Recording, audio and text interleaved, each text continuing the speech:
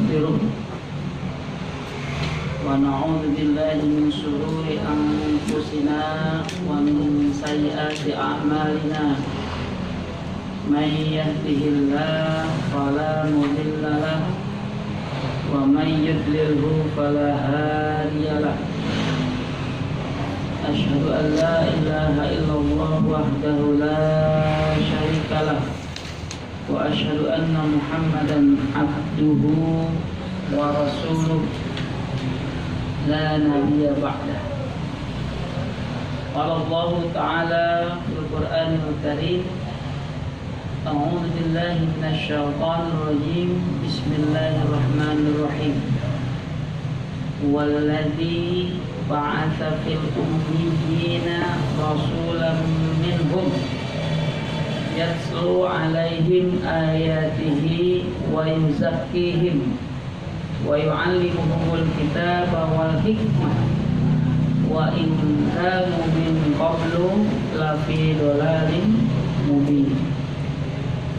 وقال رسول الله صلى الله عليه وسلم من يرد الله به خيرا يفقهه في الدين.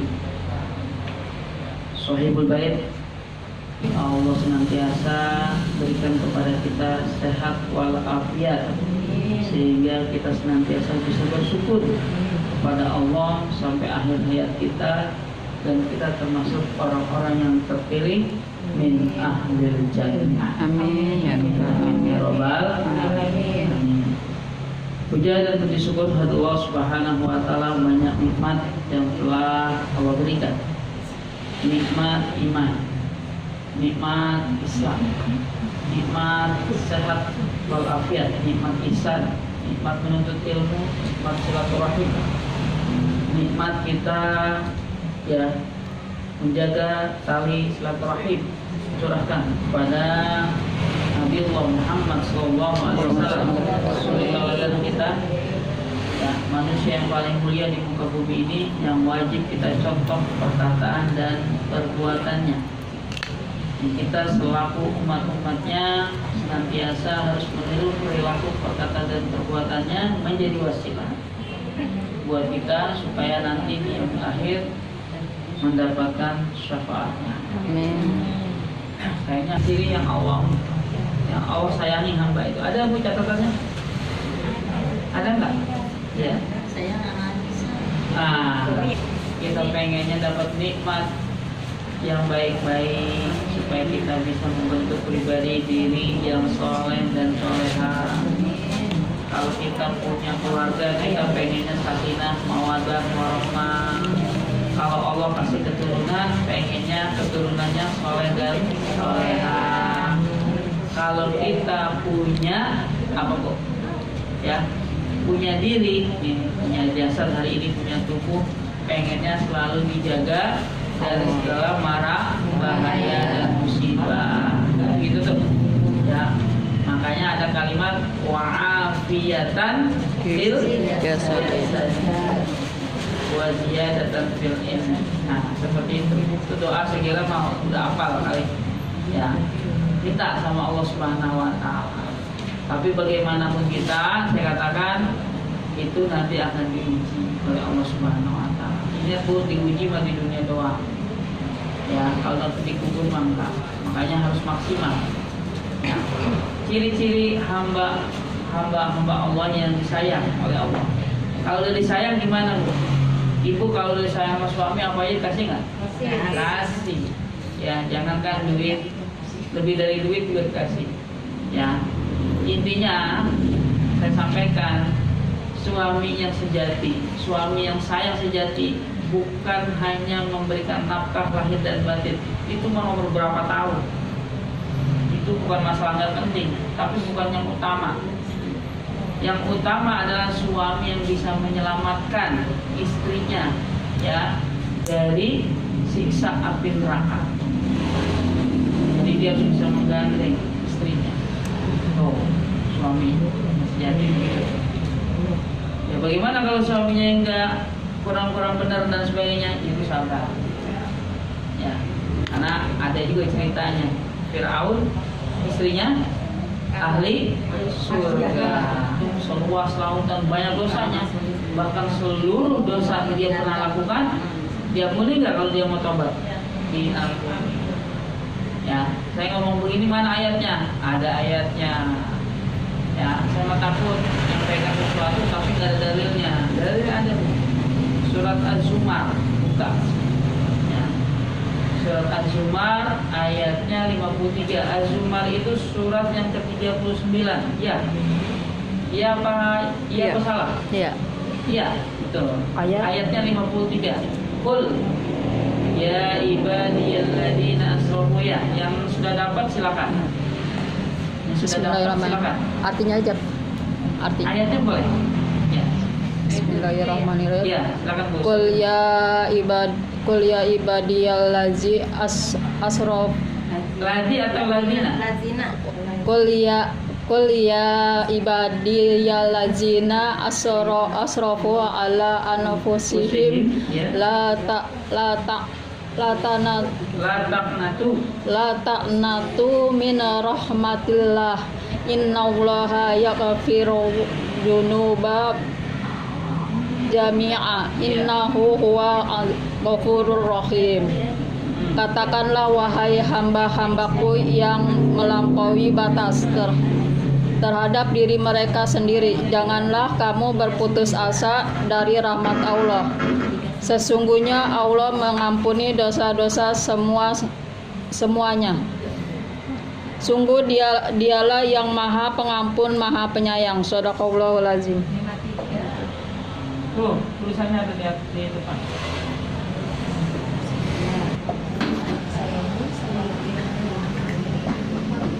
Dulu dengan ayatnya.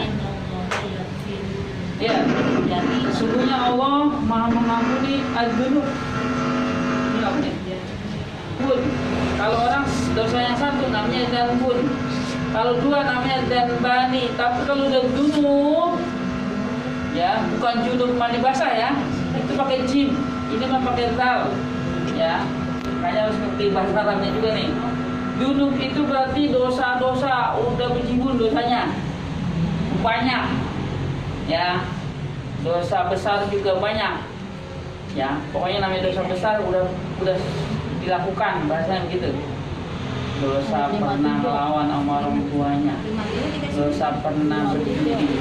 Dosa pernah berzina. Dosa pernah apalagi? Gibah. Ya, gibah itu masuk kategori dosa besar ya. Ya, dosa menggunjing, dosa mencuri, dosa musyrik sekalipun, ya. Ini masuk kategori orang-orang yang diampuni oleh Allah Subhanahu wa taala. Kalau dia mau taubat. Ini kuncinya, Bu. Jadi bersyukur, ya Allah, saya begini mulu, ya. Masih gampang ngomongin orang, cepet-cepet sadar, cepet-cepet ya, cepet-cepet insaf. Makanya saya selalu bilang, ya, dari materi ke materi tidak pernah bosan-bosan untuk mengingatkan jangan kurang-kurang untuk memohon ampun. Ya, landasannya aja saya sampaikan. Nabi Muhammad SAW Nabi juga Rasul pastinya, ya. Dan dia adalah manusia yang paling mulia di muka bumi ini, yang sampai sekarang sampai detik ini kemuliaannya tidak ada yang bisa menandingi. Ya, tuh, ya Bu ya. Jaminan masuk surganya sudah pasti ketika dia masih hidup. Ya, ini kata-katanya saya ulangi sebenarnya. Jaminan masuk surganya sudah pasti ketika beliau masih hidup apa sudah wafat? Hidup. Masih hidup, jaminan masuk surganya. Tuh. Tapi beliau setiap hari tidak kurang dari 100 kali untuk memohon ampun. Lah kita Nabi bukan, Rasul bukan, manusia yang paling mulia bukan di muka bumi ini? Bukan. Saya katakan, ya, tuh seperti itu. Jaminan masuk surga, ada yang udah dijamin masuk surga di sini? Belum. Berarti belum aman titiknya. Masa nggak mau minta ampun? Tuh, paham nggak? Ya, ini ngaji nih, saya katakan. Makanya jangan cuma didengar, jangan cuma dicatat, jangan cuma dipahami, tapi harus diamali. Pulang dari sini banyak-banyak istighfar. Mau lagi ngapain aja, Ya, penting jangan ke kamar mandi. Ya, kalau di kamar mandi dalam hati aja boleh. Boleh, tapi di dalam hati. Ya kalau teriak jangan. Jangan, jangan lepasan. Nggak boleh. Begitu tuh. Iya, kenapa? Innal insana mahalul khoto wa nisyan. Hadisnya. Manusia itu sesungguhnya tempatnya salah dan lupa. Ya, oke, pernah hilaf sekali, 2 kali, 3 kali. Tapi kalau berkali-kali mah bukan hilaf, namanya hobi. Iya. Nah, jangan sampai begitu. Hilaf tiap hari, ya. Enggak. Kalau orang sudah istighfar, insya Allah sama Allah juga semakin takut. Semakin takut, semakin taat. Ya Allah, yang saya kerjain ini, ya, membuat saya tersiksa apa membuat saya dimasukkan ke dalam surganya Allah, kan begitu? Membuat saya dapat ridhonya Allah atau tidak? Kan bisa nakar sendiri. Kalau ada yang meragukan, ditanyakan. Ini saya melakukan ini boleh apa enggak? Ini saya melakukan begini boleh apa enggak? Ya, bisa yang kayak gitu didawamin. Tahu didawamin? Terus menerus. Nah, karena kita mau bakalan mati itu kayak tadi. Kalau udah mati, yang tadi kayak saudara Irfan kita dengerin, ya, anak dari salah satu jamaah dari Mu'minah ya, Baji. Nah kan begitu. Sama di antara kita, ayo, pasti ada yang lebih duluan, tak? Ya, saya katakan begitu. Ingat-ingat banyak istighfar. Tiap saat banyak-banyak mohon ampun. Istighfar masih simpel bu, nggak mau lengkap juga nggak apa-apa. Allah mendengar. Astagfirullah, astagfirullah, astagfirullah, astagfirullah. Itu udah mohon ampun namanya. Ya, aku memohon ampun kepadamu ya Allah, aku memohon ampun kepadamu ya Allah. Tapi jangan bibir bilang istighfar, tapi kelakuan masih, ya, masih itu udah ada ciri. 7 hari atau seminggu sebelum meninggal itu udah ada cirinya, ketahuan. Cirinya kayak gimana bu? Ya, salah satunya lebih banyak diam. Oh, makanya yang diam awas. Aduh.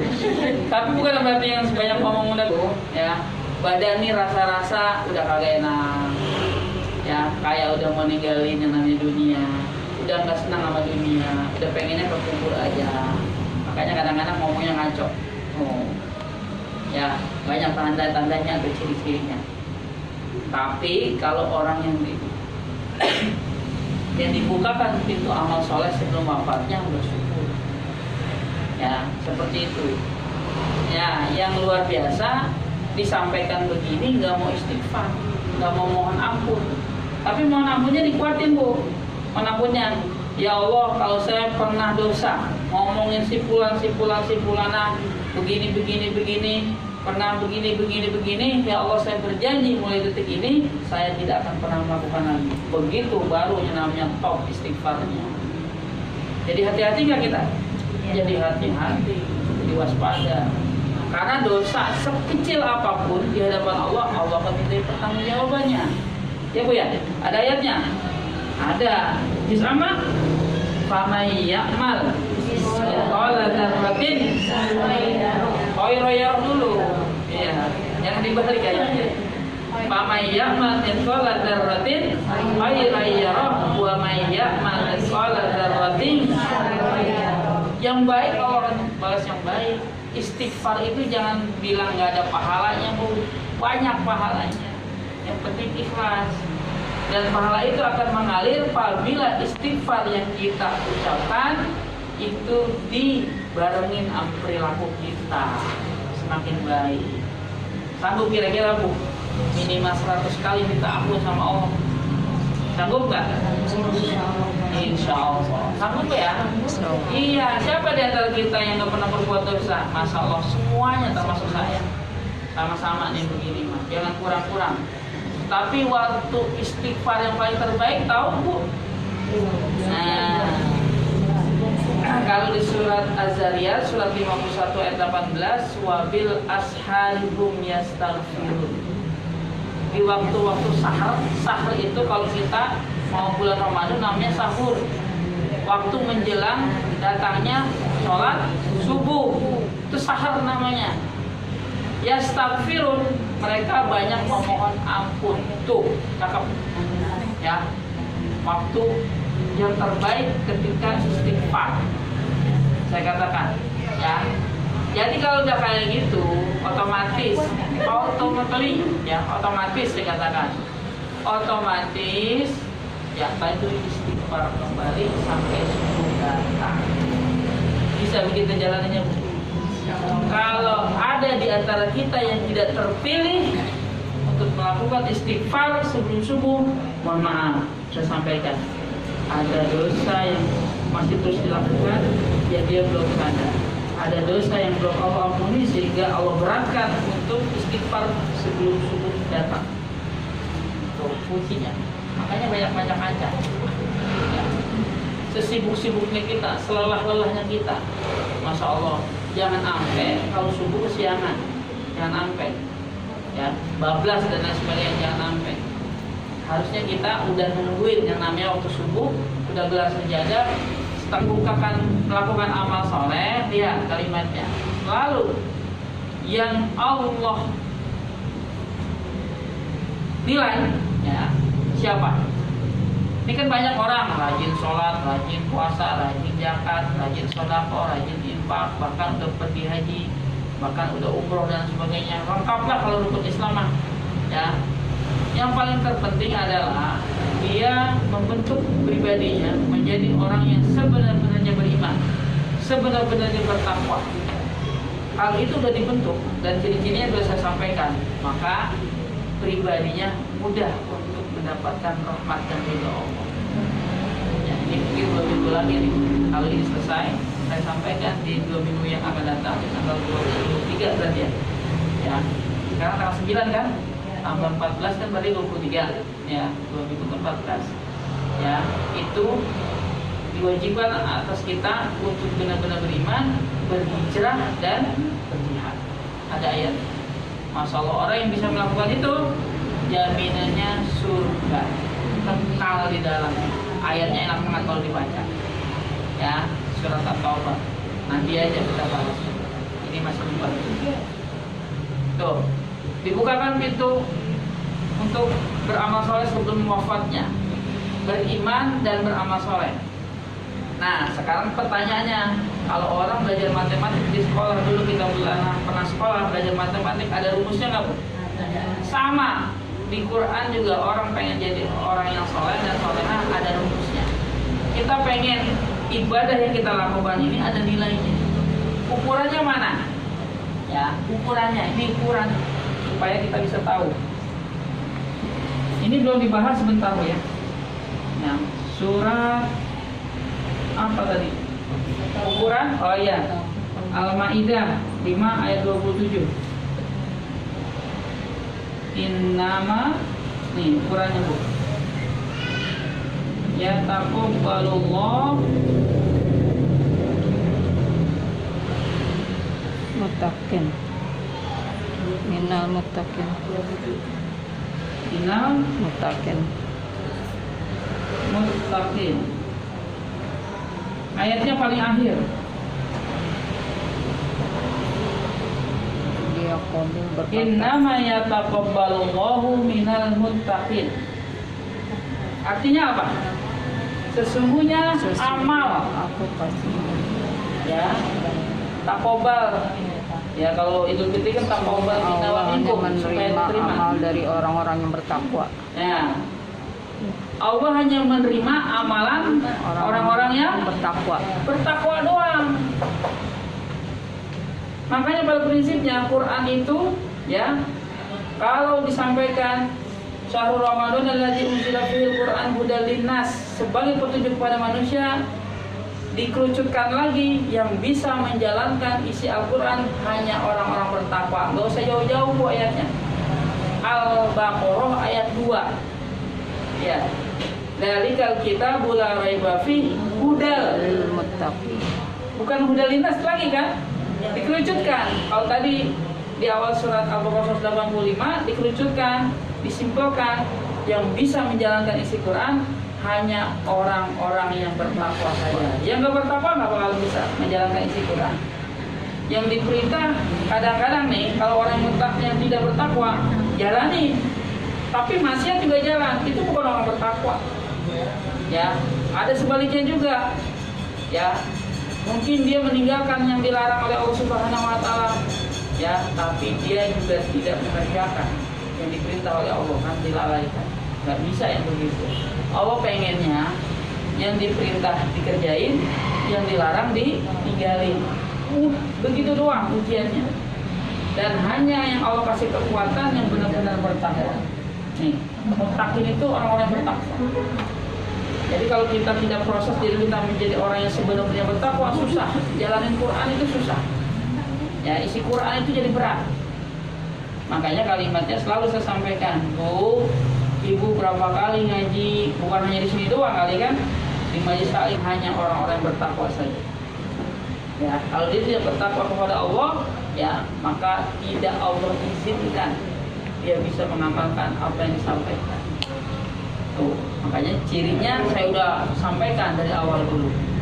Ya, dari awal dulu bahwasanya ciri-ciri orang beriman ada ya, udah tertulis kan seperti itu. Iya, udah dari awal itu. Ya, ada di 3 surat. Al-Baqarah surat 2 ayat 2 sampai 5, Al-Anfal surat 8 ayat 2 sampai 4, Al-Mu'minun surat 23 ayat 1 sampai 11. Itu jangan sampai lupa itu. Tulisan itu harus dibaca-baca ulang-ulang dan sebagainya. Ya, karena ciri orang beriman kalau bisa menjalankan maka menjadi orang bertakwa mudah. Makanya yang kita cari, Bu, ya, jangan apa-apa. Harus satu suara yang kita cari. Yang kita cari cuma ridho Allah. Kalau udah dapet ridho Allah enak semuanya dapat. Nah, makanya kalimatnya apa?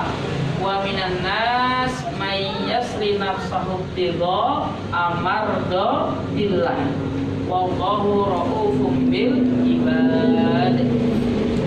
Ya, banyak manusia yang mengorbankan dirinya demi mendapatkan ridho Allah.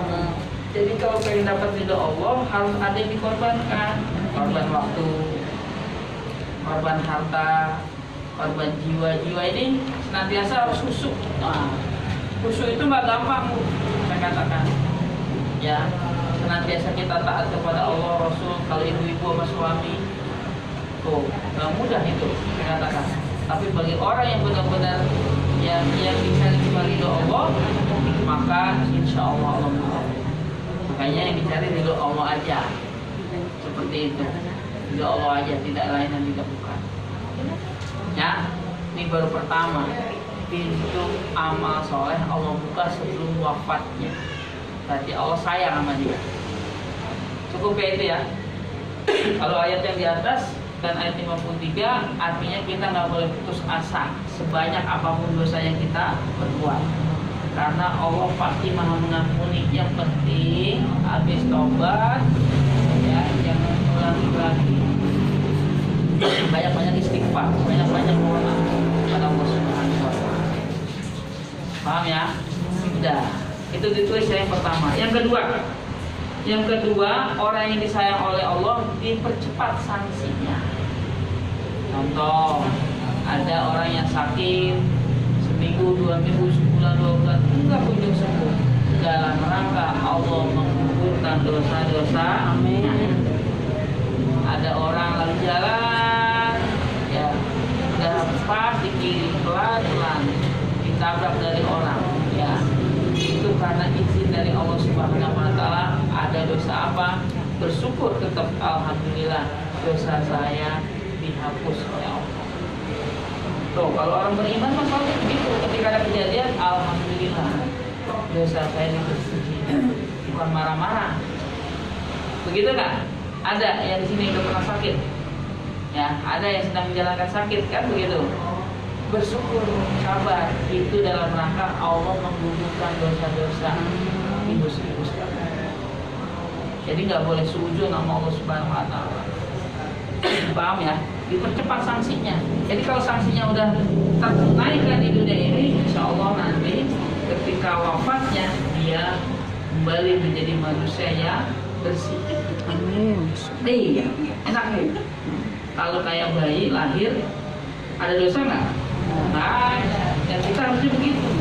Ada alat fitrah. Paham ya? Simpel aja. Intinya dipercepat sanksinya orang yang disayangi oleh Allah Subhanahu wa taala. Ya, dipakihkan dipakihkan dalam urusan agama. Dipakihkan itu dipinterin, dicerdasin. Jadi bukan hanya dia paham, ya, tapi dia juga bisa ngamalin. Diizinkan oleh Allah Subhanahu Wa Taala. Itu namanya pakih. Makanya ada orang namanya pakih kan? Ya, paham. Yang namanya paham bukan hanya ngerti, bukan hanya didengarkan itu benar atau baik, tapi dia bisa ngamalin. Ukurannya bisa ngamalin. Jadi orang yang disayang oleh Allah Subhanahu Wa Taala, kalimat hadisnya, man yuridillahu bihi khairan yufaqihu fiddin. Ya, apa artinya? Barang siapa ya yang diberikan kebaikan oleh Allah, cirinya dia akan dipakihkan dalam agamanya. Dipakihkan itu urusan apa-apa yang disampaikan para guru, ya, yang disampaikan ketika tausiahnya yang baik dia bisa ambil dan bisa amali. Itu namanya pakih. Tuh. Jadi ibu dengan wasilah begini belajar mudah menjadi sosok wanita yang solehah. Tuh. Itu namanya pakih. Kalau ada laki-laki yang soleh, ada perempuan yang solehah, karena banyak mendengar kajian, karena mendapatkan keilmuan, terus dia bisa amalkan dan bisa dia lakukan dalam kehidupan sehari-hari, dia praktekkan, itu namanya fakih. Dan orang fakih ini jaminannya surga dari Allah Subhanahu Wa Taala. Karena orang fakih insya Allah mudah untuk mendapatkan ridho dari Allah. Fakih itu namanya. Yang ketiga, yang keempat, ya,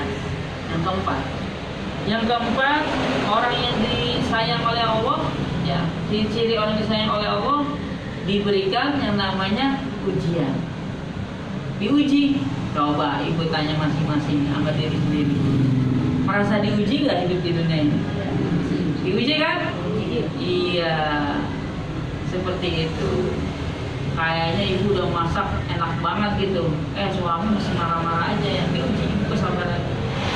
Jadi jangan jabarin marah juga. Tuh kan begitu.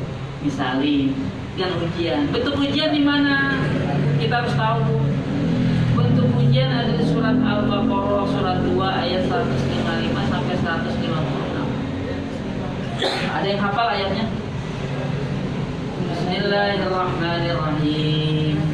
وَلَنَبْلُوَنَّكُمْ بِشَيْءٍ مِّنَ الْخَوْفِ وَالْجُوعِ وَنَقْصٍ مِّنَ الْأَمْوَالِ وَالْأَنفُسِ وَالثَّمَرَاتِ وَبَشِّرِ الصَّابِرِينَ الَّذِينَ إِذَا أَصَابَتْهُمْ مُصِيبَةٌ قَالُوا إِنَّا لِلَّهِ وَإِنَّا إِلَيْهِ رَاجِعُونَ.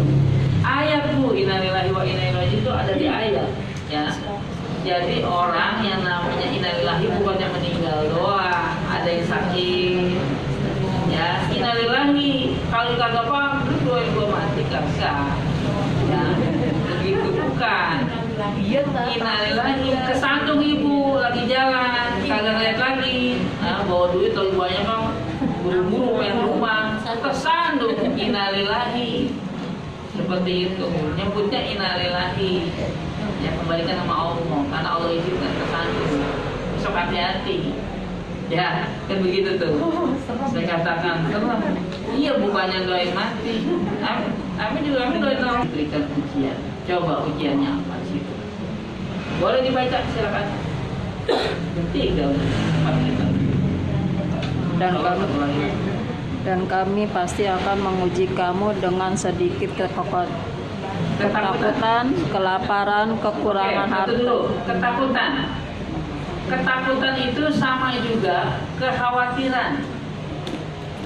Ya. Ada yang khawatirnya tingkat tinggi. Ya. Anaknya lagi di luar, belum pulang-pulang. Sore jam 5 belum pulang, maghrib belum pulang. Khawatir tinggi nggak tuh? Nah, harusnya yang khawatir tinggi kalau kita belum dapat ridho sampai saat ini. Besok, lusa, minggu depan yang terjadi sama kita nggak pernah tahu. Kalau belum dapat ridho, hati-hati. Ya kan begitu tuh. Tuh yang harus kita takutin. urusannya kayak gitu, ya Allah doain anak kita. Mudah-mudahan anak saya yang sampai sekarang belum pulang, kita tetap husnuzan sama Allah. Mudah-mudahan Allah tetap jaga dan Allah itu bukan semakin takut. Tuh orang yang kayak gitu yang banyak khawatirnya.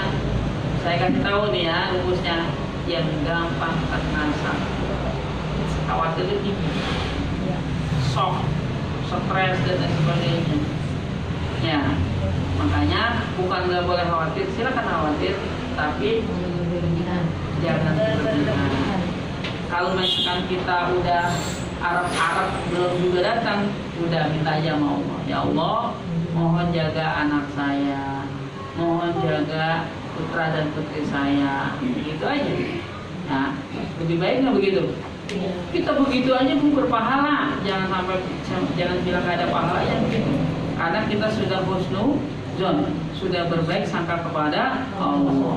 Meskipun mohon maaf saya nggak doain, meskipun nanti yang terjadi sebaliknya, misalkan terjadi apa-apa, tetap harus berbaik sangka.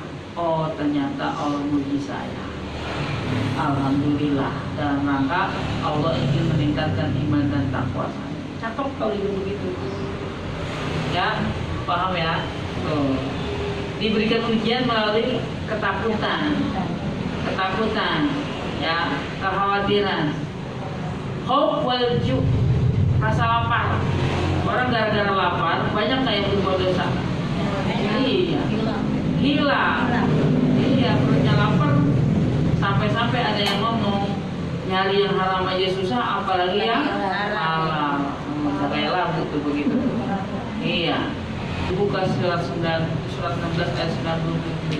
Jadi orang yang beriman sebenarnya di situ ada kalimat falanuhiyanahu hayatan thayyibah. Maka Allah akan berikan kehidupan yang baik, kehidupan yang layak, kehidupan yang Allah berikan karunia yang berkah, yang nikmat yang banyak, nikmat yang berkah, sehingga kita selalu diberikan ketenangan dalam hidup, sakinah, mawadah, enak kan begitu. Ya, itu ujian yang kedua. Khauf wal ju' wa naqsin minal amwal. Diuji selanjutnya apa? Kurang harta. Ada yang jadi kekurangan harta? Ya, yang tadi kantongnya bolong. Ya, diuji harta kita pasti, setiap kita diuji Bu. Ya. Kurang harta dan sebagainya, ya Allah, anak saya mau ujian tapi belum bayaran, diuji. Ya Allah, saya pengen makan enak tapi susah belinya, nggak ada, kan begitu dong. Diuji, saya katakan begitu. Saya pengen anak saya habis SMA, pengennya kuliah tapi saya nggak ada biayanya, bagaimana nih? Itu lulus dari pesantren, saya bilang sama ibu bapak saya, kasihkan amwali wal anfus, diuji jiwanya. Ya, yang suka ngerasa ini di dalam hati. Kenapa? Ayatnya saya sampaikan. Innallaha alimun bidatis sudur.